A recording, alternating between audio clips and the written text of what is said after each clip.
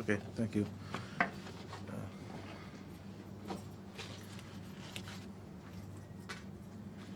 Thought you guys were in the gardens and so helping to build the road. Huh? How come I've only seen media taking reports rather than having a shovel and Charlie, we're not ready yet, right? We on? Live? Okay, I didn't realize that. Right.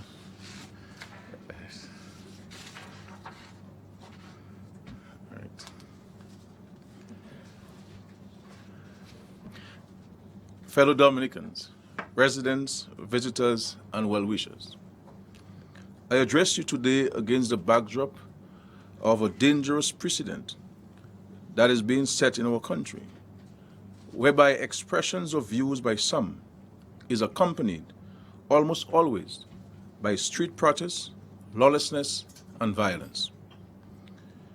Dominica is being black-eyed in the regional and international world by media reports of this very un-Dominican behavior that is creeping into the mainstream of society. Earlier this week, members of the Dominica Police Force were forced, once again, to restrain themselves and, by so doing, expose themselves to the real and serious threats of injury to their person and the destruction of private and state property as a result of uncontrolled, mob-like behavior by political party activists doing the bidding of their leaders. None can forget the disgraceful scene of February 7th this year, when many of the same people who attempted to storm the Parliament of Dominica last Tuesday caused millions of dollars in damage and marred the beauty of our historic capital city of Roseau. Indeed, it was not lost on independent observers that some of the same characters were not far from the scene of Monday's road blockage and other insidious behavior in the village of Salisbury. All this is pointing to a very sad and sorry picture emerging that, if allowed to go unchecked, could lead to dire consequences in the not-too-distant future. The government of Dominica takes a very dim view of this unfortunate trajectory, which, it is to be noted, has hitherto been foreign to our political and cultural landscape. There have been differences of opinions before, and political parties in the past have had reason to vent and express their displeasure with or opposition to acts by or policies of the authorities. But never in our history have we had crime and violence being the first course of action by an established political party. The portrayal of Dominica as a melting pot for confusion and antisocial behavior is hurting the image of the country and threatens the social and economic well-being of our land. On this occasion, the pretext for taking to the streets and demonstrating once again is built around draft legislation slated for consideration during the current sitting of Parliament. The second reading of a bill in Parliament provides opportunity for all parliamentarians, elected and nominated, to speak to the proposed measures and voice their concerns. It is customary practice, and indeed has been the norm over the past 300 years, for concerns of parliamentarians to be embraced and evaluated. Convincing arguments are taken into consideration, and there is scope during the second reading for deferral of action or for amendments in what is known as committee stage. The point that must be emphasized here is that street protests are normally the last resort of most responsible, mature opposition parties in the Caribbean and the world.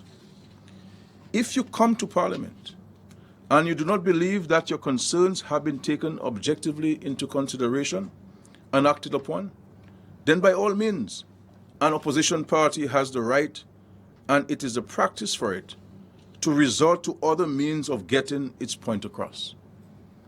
But to adopt a posture of civil unrest as a first resort, even before articulating your concerns on the floor of Parliament, is unfortunate and constitutes a major departure from accepted best practices and norms in modern civilized society.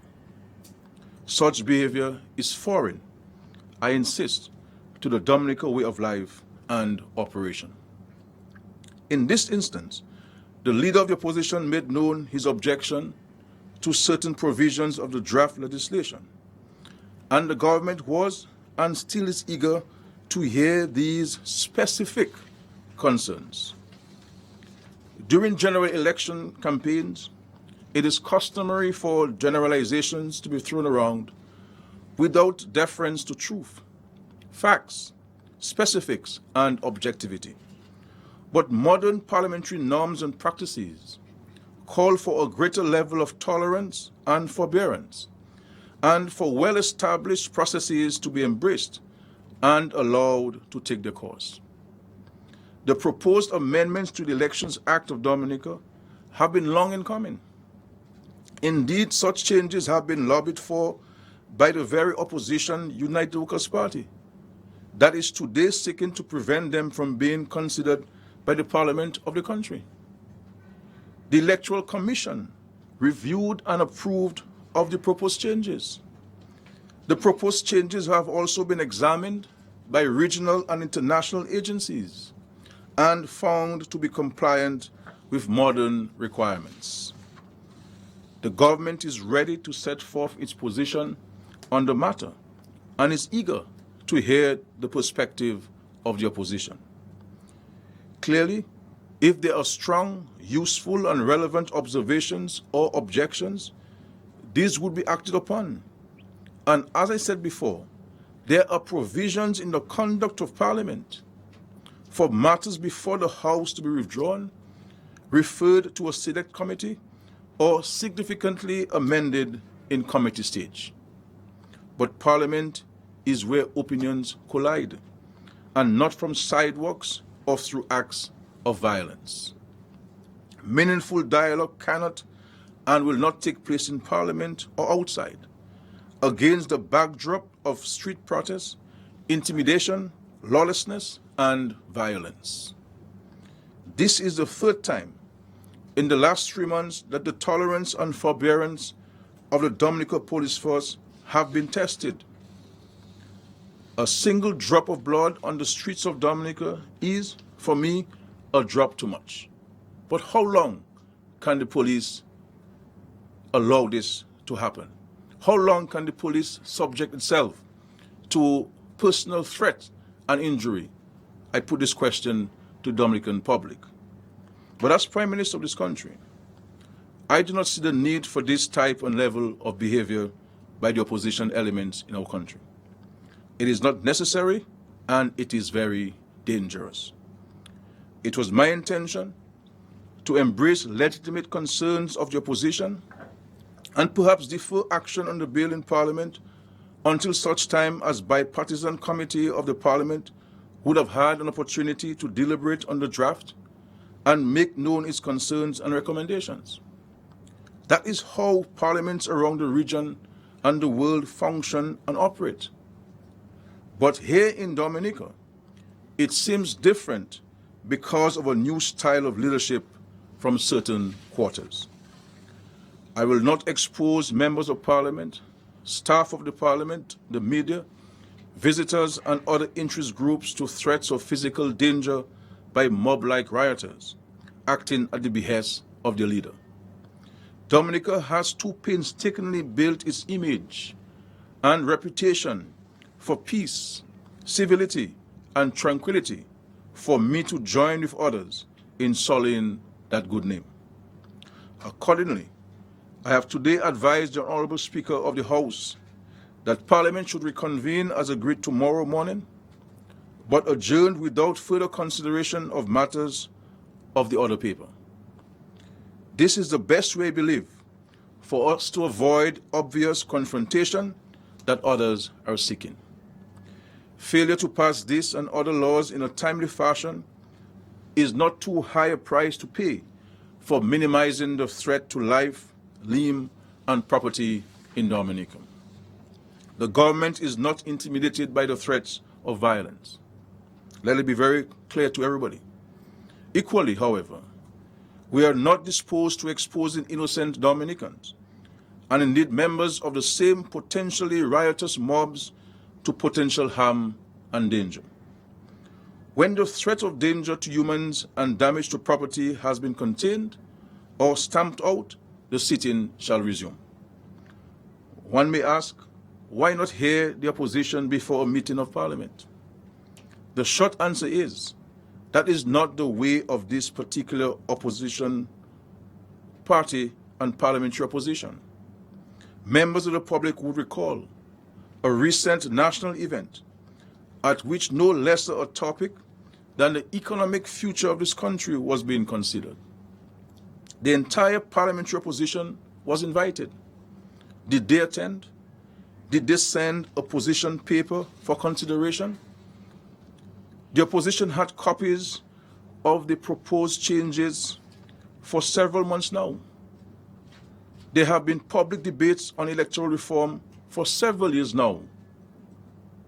Where are the proposals from the opposition? Where are the written proposals if they say that they're very serious about electoral reform in our country?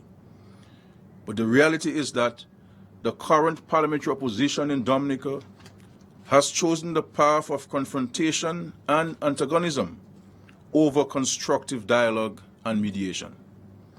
Parliament is the place for national discussion and debate, and therefore the floor of Parliament is where an opportunity will be provided for the opposition to articulate its concerns in debate that will, as usual, be carried live and direct into the homes and offices of Dominicans.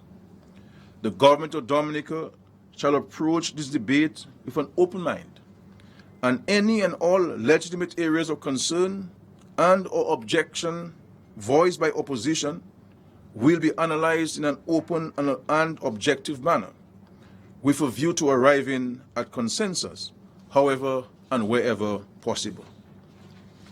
But there shall be no shouting match outside the precincts of Parliament, and given the approach of this particular opposition to date, it would be a waste of time seeking constructive dialogue in a structured environment. That simply is not their way of doing business. In the meantime, the government will continue its ongoing practice of sensitizing the nation to the aims and objectives of measures before the Parliament. And in the case of the draft amendments to the Elections Act, the government shall use the available time to continue to discuss its provisions with the various stakeholders in the hope of arriving at a final product that meets the approval of all objective, rational, and reasonable thinkers in the country. Of course, there are those who will oppose, come what may, and that is the reality with which one will have to grapple. However, the suspension of the sitting of Parliament tomorrow, due to persistent threats of violence and lawlessness by supporters of the parliamentary opposition, should provide the said members with adequate time to fully set forth their position on this matter, so it can be taken into consideration and acted upon by the government. My fellow Dominicans, ladies and gentlemen, I wish to stress that the government of Dominica is dismayed by the specter of riotous mobs threatening the lives and well-being of parliamentarians, staff of the Parliament, the media, and the members of Parliament, of the public. We see no point in fighting fire with fire, or in this case, reacting in a manner that could result in injury, death, or damage to property. The preference of the government is to avoid confrontation, in the hope that common sense and reason will prevail, and that there can be a return to the type of leadership standards to which this country had gotten accustomed and for which it is characteristically known.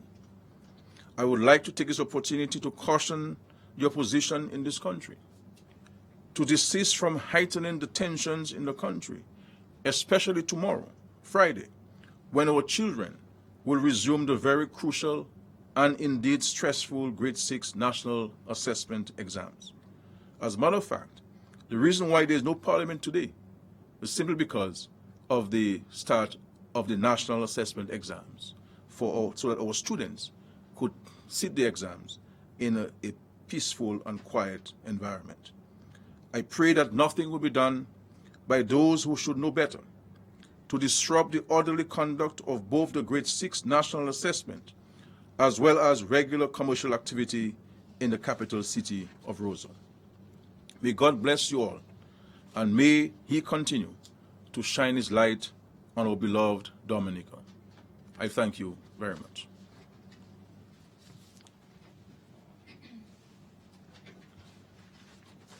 Thank you very much. And that's it. No questions, eh? I could answer questions tomorrow. You CBN for now. I hope you guys play what I said rather than trying to paraphrase it. Sometimes you